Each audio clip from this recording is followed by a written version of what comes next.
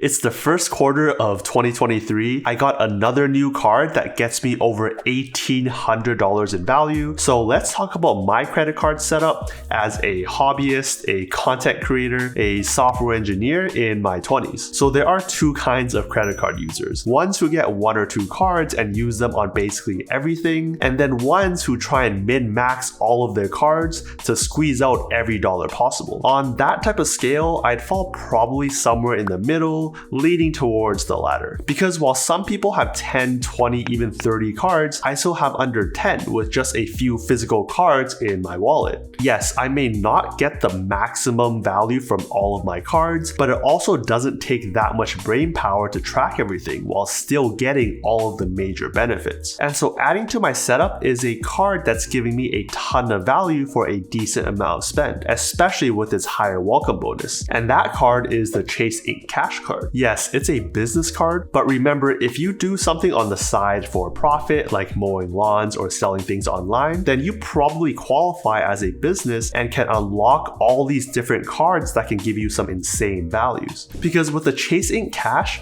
I'll be getting 90,000 points after hitting the $6,000 minimum spend in the first 3 months, not including all the points I'm getting for that spend, given the 5 times points on office supply stores and internet, cable, and phone services up to $25,000 a year, or 2 times points on gas stations and restaurants, also up to the same limit. And because I'll then be able to combine my points across Chase cards like my Chase Sapphire Preferred, I can then get upwards of 2 cents per point in value when booking through travel partners like Hyatt for hotels or Aeroplan and others for flights, pinning my welcome bonus at a value of over $1,800. That means the welcome bonus alone will be giving me a minimum of 15% return on my spend when redeemed for cashback, or upwards of a 30% cashback equivalent when going through travel partners. Also, when getting this card, for some reason, I initially got the 7 to 10 day message when I went through the flow, but then immediately got an email saying I was approved, which is kind of odd. I also asked through secure messaging if I could get the card sooner, given I was going on a trip soon, and they were able to overnight it, and I got it within a day. That said, between new equipment, paying for software, getting a new chair or decor, this is going to be my go-to card for business-related spend for the next few months. And knowing that I'll have coverage up to 120 days for my purchases against damage or theft up to $10,000 per claim is a nice added touch. Now, there is another business card that I got a few months ago that's now being replaced in my wallet, and that would be the Chase Ink Unlimited card. And that's because I also got the card for its elevated bonus of 90,000 points for $6,000 of spend. Well, it was actually only 75,000 points, but I was able to get them to match to the higher, newer welcome bonus. But now that I'm purely focusing on hitting the minimum spend for the Chase Ink Cash card, there's no real reason to put spend on my Chase Ink Unlimited, at least for now.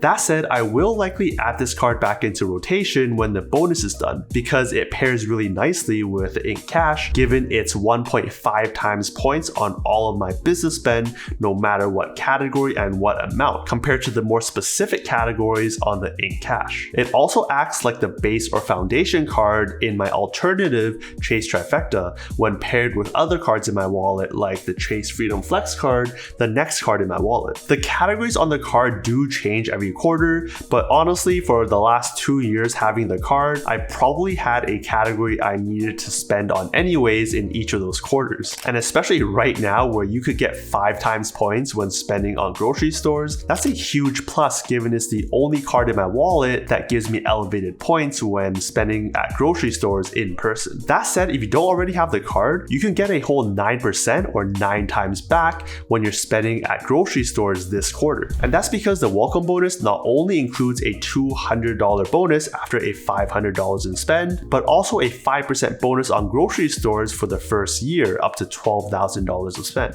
That means you'll get a baseline of 1 times points, an extra 4 times for the welcome bonus, and then another 4 times on the grocery store category in this quarter, giving you a whopping 9 times back. And again, if I redeem those points through the Chase Sapphire Preferred partners, I could get upwards of 2 cents per point in value, which would pin this 9 times points at 18% cashback equivalent when used that way. So if you're interested, links are down below if you want to learn more about this card or any other card we talk about today. There are other categories like getting 5 5 times points on travel through the portal or 3 times on dining, as well as a few partner benefits, but I don't personally use Instacart, and I get DoorDash and Lyft benefits on another card I have. There's also the $5 credit after you take 3 or more rides with Lyft in a month, but most of the time I forget or don't ride Lyft over 3 times a month, so technically this is one of those times where I'm still leaving money on the table, which is the same on the cell phone protection on this card, which covers up to $800 per claim after a $50 deductible, but because my work provides me with a phone, I don't take advantage of this awesome perk. And I think that's perfectly okay, because everyone has different lifestyles and spend, as long as the card is justified for you,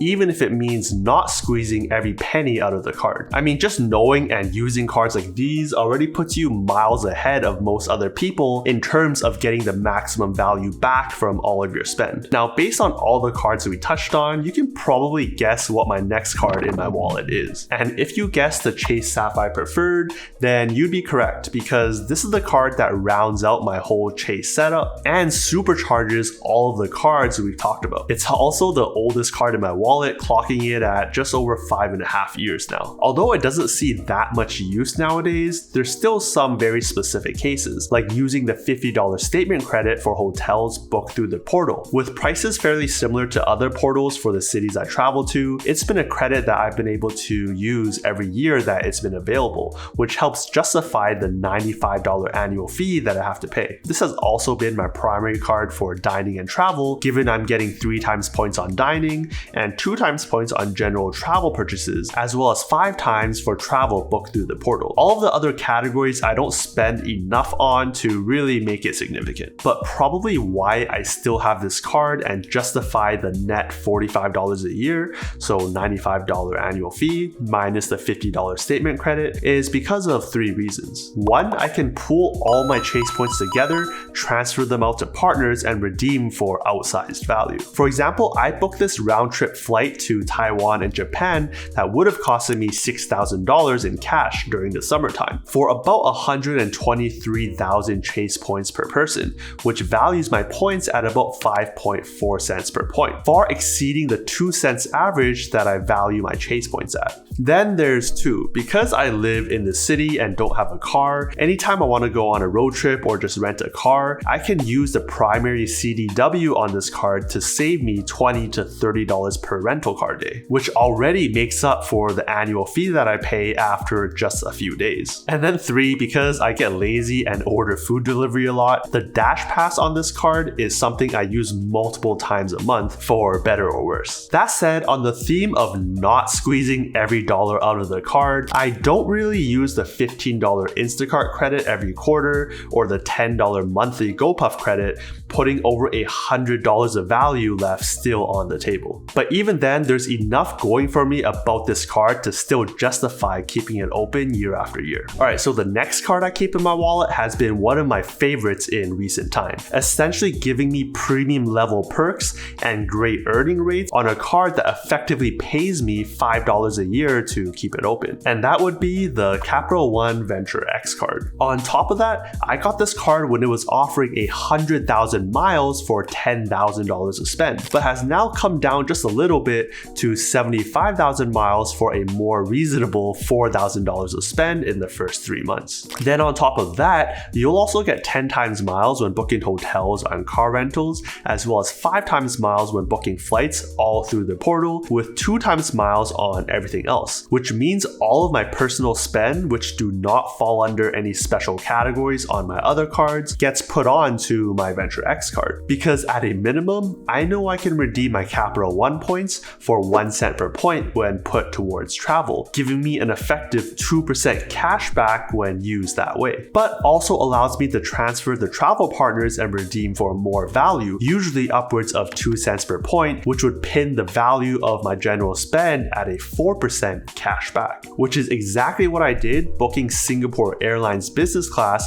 to Singapore, Korea, and Japan for 137,500 miles and about $200 in fees per person, a trip that would easily cost upwards of $5,000 each. I didn't quite have enough points for all 3 tickets on Capital One, so I did have to pull in points from other places like American Express. Now, some other things I've used on this card include the $300 yearly travel credit credit, as well as the $100 worth of points you get every anniversary year, which is what helps offset the annual fee and more. I think the miles were probably part of that Asia booking, and the travel credit was used on some flights within Europe just a few months ago. There is the Capital One lounge access, but I haven't been to a city that has one just yet, and Priority Pass and Plaza Premium, but I haven't been to a lounge that my other cards like my Amex Platinum don't already cover. Okay, so this next card isn't physically in my wallet, but does see some use month to month given its long list of credits, and that's with the American Express Platinum card. I feel like this is one of those cards where you love it or hate it, given it's really up to each individual's spending habits and lifestyle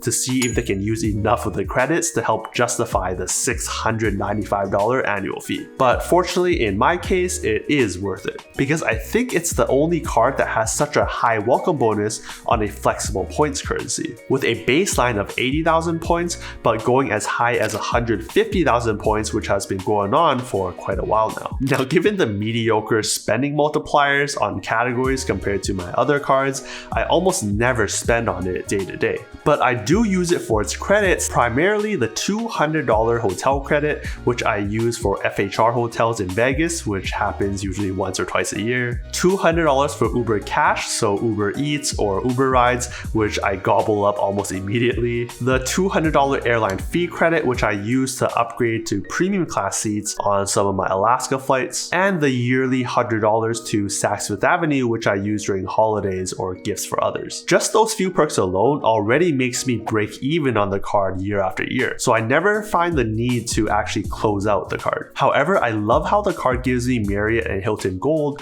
which gives me some upgrades here and there when I travel at those hotels, as well as premium car rental status at places like Avis, Hertz, and National, trip protections against delays, cancellations, and more, and then especially love perks like purchase protection, extended warranty, and of course return protection, which has saved me hundreds of dollars on final sales or retailers that won't take the item back. Oh, and Amex offers are always some of the best, saving me over $500 over my several years using them. Then of course, in case I need cash from time to time, I carry around my Schwab debit card, which lets me withdraw cash at ATMs around the world and get the ATM fee reimbursed. This has come in really helpful when traveling abroad, especially in places like Japan, so you don't have to carry around a wad of cash, and instead just take out enough money for the next few days and withdraw as you need to. So this is my setup for now, where I'm currently working on a welcome bonus on my Chase in Cash card, a couple great Chase cards and the Venture X for some day-to-day spend, and the Amex Platinum for some awesome shopping and travel related perks. But I do expect to get a few more cards throughout the year, though I do have to balance between the short-term credit score hit and potentially getting a card sometime this year and wanting to get the lowest possible auto loan rates. That said, cards like the Amex Gold or the Hilton Aspire